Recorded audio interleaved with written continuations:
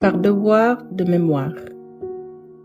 L'immense privilège m'a été donné ce jour d'assister à l'installation du nouveau président de l'Assemblée nationale, M. Ousmane Sonko, pour un clap de fin dans mes missions de secrétaire d'État auprès du Premier ministre chargé des relations avec les institutions et porte-parole du gouvernement. S'il y a un nouveau, c'est parce qu'il y a eu un ancien, le président Malick Ndiaye. Qu'est-ce que son sourire au perchoir va nous manquer? Je ne parle même pas de ses s'il vous plaît moqueurs. Mais au-delà de sa bonne humeur contagieuse, c'est l'empreinte bien claire d'un homme rigoureux, travailleur, réformateur et ponctuel qui nous marquera le plus.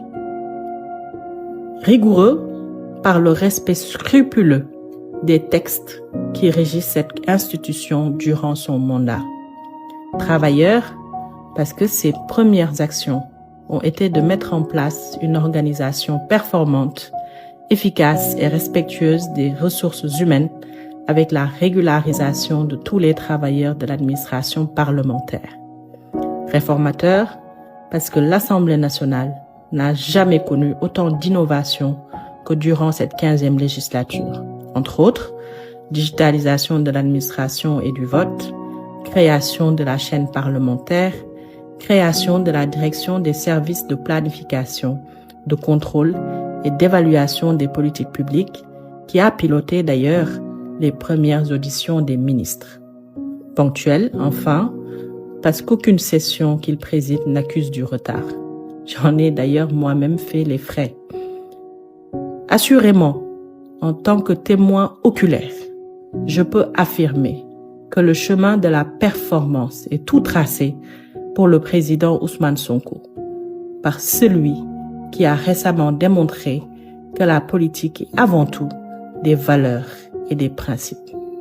Frère El Malick Ndiaye, jërëjëf. Que dire du nouveau PAN, le PROS, le patriote en chef? Bienvenue chez vous à l'Assemblée nationale. Cette institution qui a été votre tremplin et qui vous a vu gravir les échelons des plus hautes fonctions étatiques de ce pays, vous accueille encore aujourd'hui comme son chef.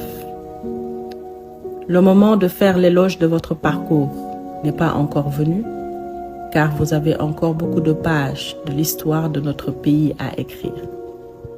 Je vous souhaite donc le meilleur dans vos fonctions, en n'ayant aucune crainte que vous ferez ce que nous attendons